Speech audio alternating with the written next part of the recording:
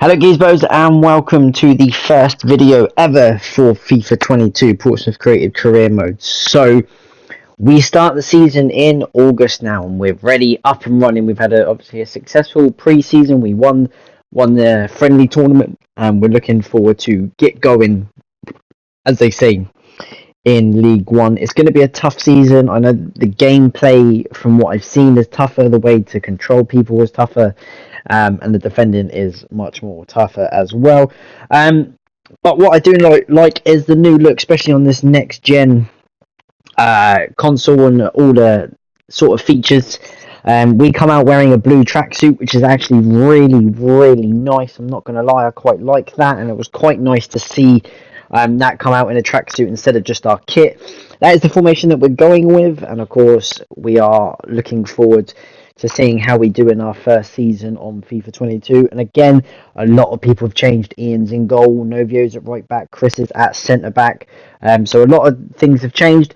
But we get off to a relatively good start. It took us 38 minutes. Mikey scoring the first goal of our season, as he done so often in many times, grabbing the goals.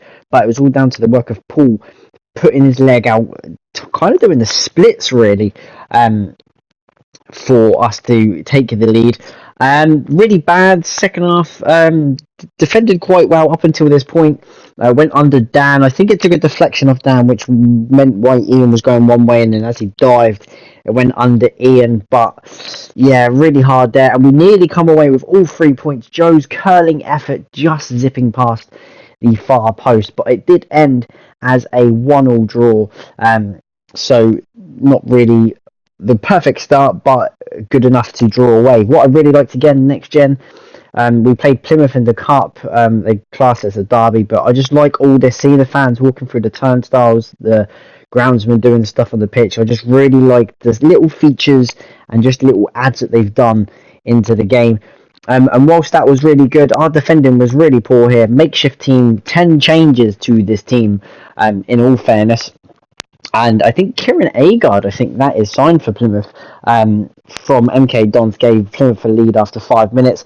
Here, Jax had a shot, and I don't know what happened. I don't know if Jax got fouled or it was a handball. I'm not 100% sure, but it was a penalty. And after half an hour, B slotted away, was the only remaining player from the weekend that stayed in the lineup, and it does some somersaults, and he kicks off his season with a goal. And here again, it was really poor defending. Remy didn't close him down, allowed the striker to run through the middle. Jaden couldn't get there, and the Plymouth player just smashes it into the top corner, and again they score on the stroke of half time. I thought that was a penalty. He was jumping all over Ocean. I didn't understand why that wasn't a penalty, but B set up Joe, who just came on, had a shot, took a massive deflection off the Plymouth back of the defender, and we were level at 2-2. And Joe's season is now up and running and just doing a little dance in front of the home fans, just to wind them up, because of course they class it as a dockyard derby, but it's really not. And then the referee gave a penalty for that foul on Kian. I didn't think it was a foul, even on the replay it wasn't. Nevertheless, Plymouth stick it away and make it 3-2. But with 3 minutes to go into injury time, Mikey slams it away and makes it 3-3 in the cup. And a little knee slide there. But we go to a penalty shootout. I got off to a flying start. Alfie made a really good save, but the penalties were just really poor. He guesses correct, so Mikey misses. It was a really good save actually from the Plymouth goalkeeper. They hit the post. I thought it was going wide, but actually it went in. B, who scored, I tried to go the same side, but the keeper guessed again the same way. And I think just penalties are just generally harder in this game. And then I think Agard again making it 2-0. So Joe had to kind of score, and really poor penalty straight at him. Didn't really do anything. So poor penalty from me. But I just couldn't really get used to the penalties and the spot kick, and of course Plymouth slam it into the top corner to take the victory and go through in the cup on the first round. So we fall at the first hurdle in the cup, but of course we did make 10 changes. Into the first home league game against Crewe, we got off to a good start. It was actually me who gave us the lead with a header. I didn't think it was me. I thought it was an own goal. I'm not known for my heading if anyone knows me, I'm very poor at heading and do bottom out of it. So surprised that I got my head to that and hit the crossbar. Sov makes a really good save. Really good save to keep it 1-1. And then from the resulting corner here, we break. B slides it in. Neil takes a couple of touches, and look at that for a calm finish from the experienced Neil. Really good finish from a striker who knows where the goal is throughout his years and just slots it away from the corner. But it was all work from Paul really to find B, who's found Neil, and then Neil made it 3 on the stroke of half time, and that was pretty much game dead and buried. 3-0 before half time. He really was rocking in front of the home crowd, which was good to see as well. And yeah, trying to make Fratton Park a fortress, really, if we could. We nearly had 4, but Neil was offside. He was denied his hat trick. Very tight, considering the first shot actually hit the Crew player. But I was very wondering about that, but it was offside. And then Ocean came off the bench, took him off for Mikey, just resting up with 3-0 up. Don't need to do any more of the sort of fitness bars going down, but he forces a good save from the keeper, and it was actually a really good save. Alex then gives away a penalty for what was only a handball, but he controlled it with his chest, but it didn't matter. Sov kept his first clean sheet of the season by making a fantastic save from the penalty spot, so he did really well there.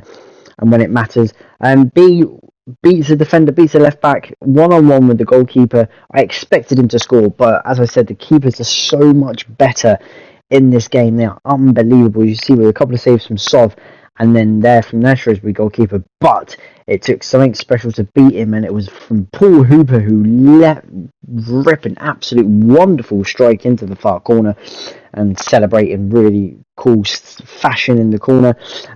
Here, a good couple of blocks, but again, it was penalty. But what I was more annoyed about, it wasn't the fact that it was handball, because if it's handball, it's a penalty. But what I'm more annoyed about is that the referee allowed them to go on the attack in like the 3rd minute to get the penalty in the 4th minute of added on. Really frustrating. Mikey's header took a massive deflection off the Shrewsbury defender head that looped over the goalkeeper to make it 2-1 with 15 minutes to go. We were back in front, but the game, as I said, the game's really difficult. What a pass that is, and what a first time finish that is from the Shrewsbury player. So with 10 lead only lasted 8 minutes, and we were pushing for a win. I'm not going to lie, we generally were. Tried to step up, but it didn't work. I think Novia was playing him on, and he slots it away in the 90th minute to give Shrewsbury a 3-2 win. And real heartbreak, as I wanted to make Fratton a fortress, but unfortunately it didn't work. Paul's shot was kind of weak. It hit the Doncaster defender, which just bounced back to Mikey. The keeper was already diving across the goal, so it just left Mikey to tap it into an empty net, and we take a 1-0 lead very early on. And then here, Paul Tommy had a shot. Sorry, you could see it was handball. The defender's arm was above his head, so it was a penalty. There was no arguments about that. And this time, Joe did do the business more far in the corner. No keeper saving that. And 2-0 up in 12 minutes. Absolutely dominating in the early stages. But what a way to bounce back after that late disappointment. Conceded 2 late goals against Shrewsbury. So we've gone to Doncaster and scored 2 early goals as well, as we celebrating the fans. And we did keep a clean sheet. Only thanks to Ian. What a save that is from Ian. Denied, I think it was Okadabere with a great chance to score. And then from the resulting corner was literally the last kick. Dan missed his header, but it came to Anderson, who forced Ian into another good save, and we do win the game 2-0, and Ian keeps his first clean sheet of the season. But here, into Wigan away, a couple of away games back-to-back after 2 home games that we've had. Joe's early shot was well saved from the goalkeeper, and here, Mikey turns, flicks, it hit the defender at his arm, and we get another penalty. A lot of penalties this season. I kind of want some free kicks, I kind of want some fouls. Hopefully they will come. Lucky penalty. Joe put it to the keeper's right and just went in. Good job he didn't go that way. Otherwise he was saving it. But nonetheless, we take a 1-0 victory, 1-0 lead, shall I say. Wigan nearly almost replied. Shot into the far corner, nearly snuck in. But Joe did well to win it there. And Mikey released Joe. He's kind of got a really tight angle, but it beat the defender for pace. And what a finish that is into the far corner, away from the goalkeeper. And that's what Joe can do with both feet. He worked really well to win it back from the defender, just got in there nice and strong with his tackling, and was a way to make it 2-0. And that's how it pretty much stayed for the rest of the game, in all fairness. until the second half. Wigan nearly scored to get back in it, but it was actually offside, a good line. But Chris was playing a very deep line, so kind of lucky that we got away with that. And then here, I don't get this little fancy footwork and then laid it into White, who scored, which is fair enough as a goal, but I don't understand why the striker did all that footwork for them to pass. He would have shot. I think FIFA have messed up here because we're not a northern team. They've messed up a lot of teams that should be all the southern teams, but nonetheless, we got Rotherham and Doncaster in our fixtures, so a win and a draw should see us through. But I'm not really overly bothered about the cup. It was the league that I'm looking forward to doing. Talking of the league, we're sat in second. Shrewsbury are actually top, and Wigan were top of the league when we played them, but Shrewsbury went top with a win again. They did beat us as well, so the only defeat that we've had all season was against Shrewsbury, and the 5 goals that we have conceded, 3 were against Shrewsbury, so Shrewsbury looking very strong early doors. Sunderland down the bottom, which is a surprise. A couple of teams that haven't won either. So after 5 games, it's very open from the league, and yeah, nothing's set in stone yet. As for goals, Mikey is on 8 in all competition. I'm on 7. B's on 2. And Neil is on 2 with Tommy and Paul on 1. The assists, you can see a lot of people on 3. Neil, B, Joe and Mikey all on 3. Whilst Tommy has 1 assist, which I think was from the shot from the penalty. On the clean sheets, which I try to find for the keepers,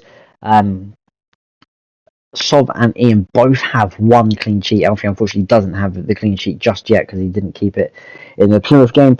But that is it for August, guys. I hope you have enjoyed the video. If you have, hit that like button. If you're new to the channel and want to see more of this, hit the subscribe button and hit the bell notification, and make sure you don't miss the next month in September, which I'll see you there, guys.